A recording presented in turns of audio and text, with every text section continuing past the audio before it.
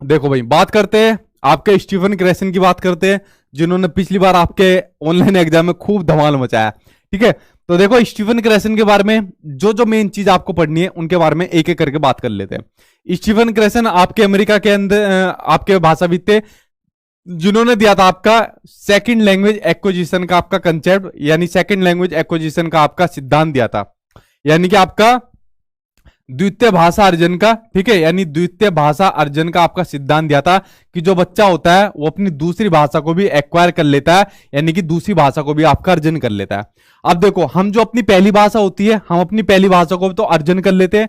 जैसे हमारी जो पहली भाषा होती है हमारी मातृभाषा होती है। जैसे हमारी पहली मातृभाषा कौन सी है? हमारी पहली मातृभाषा है हमारी हिंदी।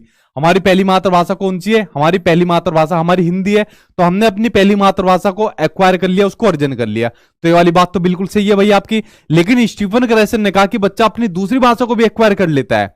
जैसे मान लो दूसरी भाषा बच्चे की है इंग्लिश है, ठीक है, दूसरी भाषा बच्चे की इंग्लिश है, तो बच्चा दूसरी भाषा को भी एक्वायर कर लेता है।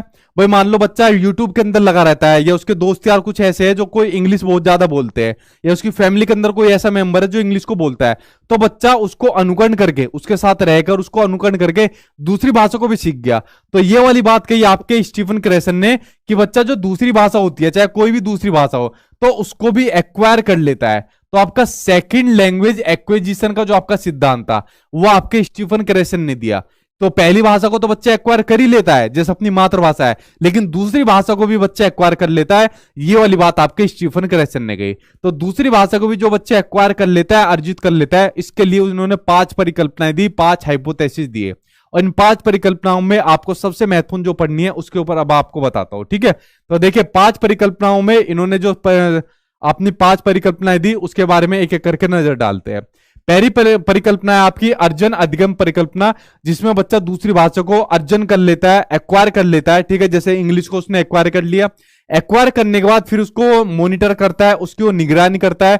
मान लो एक्वायर जब बच्चा कर लेता है तो इतना अच्छी तरीके से उसके अंदर दक्षता हासिल नहीं करता, उतना परफेक्शन हासिल नहीं करता कि जितना वो अपनी मातृभाषा के अंदर करता है। तो उसको फिर वो मॉनिटर करता है, उसके शब्दों के अंदर वो हेर फेर करता है, सुधार करता है। ठीक है, अगर मान लीजिए जैसे एक शब्द की अगर वो प्राकृतिक लिखा जाता है तो प्राकृतिक को वो इस तरीके से नहीं लिखता। ठीक है, तो प्राकृतिक को वो इस तरीके से लिखता है, ठीक, यानी उल्टा लिखता है। तो यहां पर उसको मॉनिटर किया जाता है और प्राकृतिक को फिर सही लिखा जाता है। ठीक, तो ये दूसरी भाषा में को जो एक्वायर करता है, अर्जित करता है, फिर उसको मॉनिटर करके फिर उसको सही किया जाता है। उसके अलावा जो तीसरा पॉइंट है, जो सबसे महत्वपूर्ण पॉइंट है और जो सबसे ज्यादा आपके एग्जाम में पूछा गया, जिसके ऊपर आप लोग अपनी पैनी नजर बना के रखना, वो है आपका इनपुट हाइपोथेसिस, यानी कि आपका निवेश। कि बच्चों को ऐसे इनपुट दिए जाए जो आपके बोधगम्य आपके निवेश हो। कैसे? आपके बोधगम्य निवेश हो, जो बात मैंने आपको शुरुआत में बताई। अब बच्चा दूसरी भाषा को भी एक्वायर कर लेता है, दूसरी भाषा को भी उसने अर्जित कर लिया इंग्लिश को, लेकिन उसका लेवल अभी तक उतना नहीं पहुंचा जितना उसकी मातृभाषा का लेवल पहुंचा है। तो बच्चों को ऐसे भाषाई अवसर उपलब्ध कराए जाए जो उसकी क्षमता के लेवल से उसके ज्यादा हो। अब बच्चों को दूसरी भाषा इतनी आती है, लेकिन उसको ऐसे ही भाषा अवसर उपलब्ध कराया जाए जो उसकी क्षमता से उसके ज्यादा लेवल हो। भाई बच्चों को स्कूल में डाल दो दूसरी भाषा के लिए, बच्चों को कोचिंग दे दो, या बच्चों को यूट्यूब के जरिए कुछ क्लास दे दो। ठीक है, या उसको ऐसा एनवायरनमेंट दे दो, तो बच्चों की जो क्षमता है उससे ज्यादा के लेवल उसको उपलब्ध करा दो, उससे ज्यादा के लेवल उसको भाषा उसको उपलब्ध करा दो, ताकि बच्चे का लेवल भी जो है ना दूसरी भाषा का, वो उसके बराबर हो जाए और उस भाषा के अंदर भी उसका विकास हो पाए। ठीक है, तो ये होता है आपका बोधगम्य निवेश, होता है कि उसको ऐसे इनपुट दे दिए जाए। ठीक है, इनपुट के अंदर उसको स्कूल दे दिया जाए, या स्कूल के अलावा उसको क्या दे दिया जाए, उसको ट्यूशन वगैरह दे दिया जाए, या उसको जैसे आज की डेट में यूट्यूब दे दिया जाए।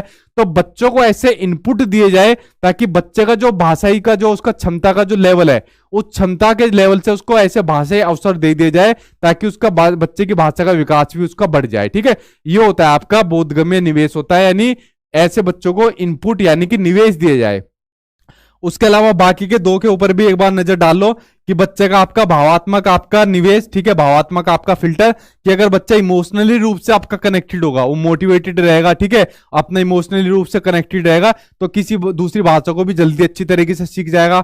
और जो बच्चा भाषा को सीखेगा वो एक नेचुरली ऑर्डर में सीखेगा, यानी कि एक प्राकृतिक क्रम में सीखेगा। ये नहीं है अगर आप लोग उसके ऊपर प्रेशर डालोगे तो वो उस भाषा को सीखेगा, नहीं, एक प्राकृतिक क्रम से सीखेगा। जैसे उसने अपनी मातृभाषा को सीखा है ऐसे ही दूसरी भाषा को भी वो अर्जित करेगा। ठीक है, तो ये कुछ इसने अपनी जो स्टीफन क्रेसन थे उन्होंने ये अपनी 5 परिकल्पनाएं दी थी